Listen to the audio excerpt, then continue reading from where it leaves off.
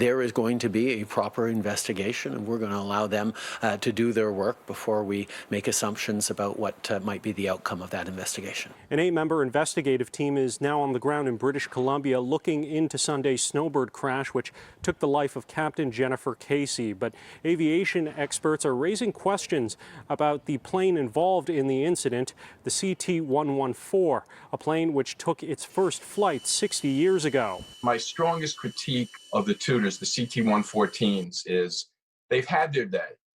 They are an incredibly robust, it's an incredibly robust airplane. The airframe, the engine they've made thousands and thousands of these engines. They're in lots and lots of airplanes.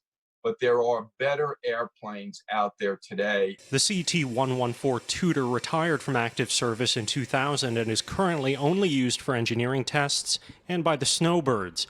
Canada planned in 2015 to eventually replace the Tudors, but new plans in 2018 revealed the jets are expected to stay in the air until 2030.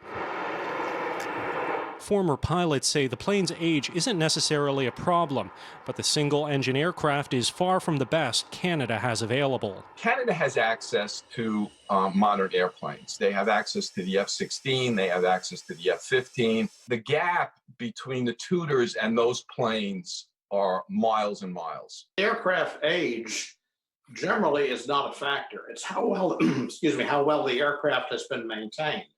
And my understanding is that the Snowbirds do just an excellent job. Keith Mackey says investigators will look at mechanical issues, but will first want to talk to the pilot, Captain Richard McDougall, who survived the crash and remains in hospital.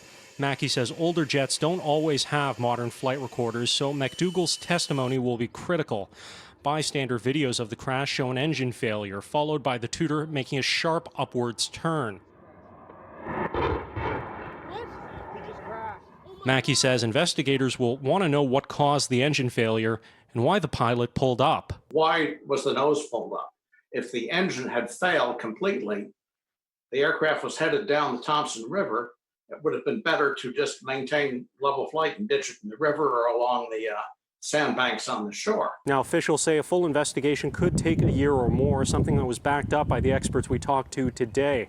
For now, the Canadian forces have grounded the Snowbirds until investigators get a clearer idea of what happened on Sunday. In Ottawa, Xiaoli Li, City News.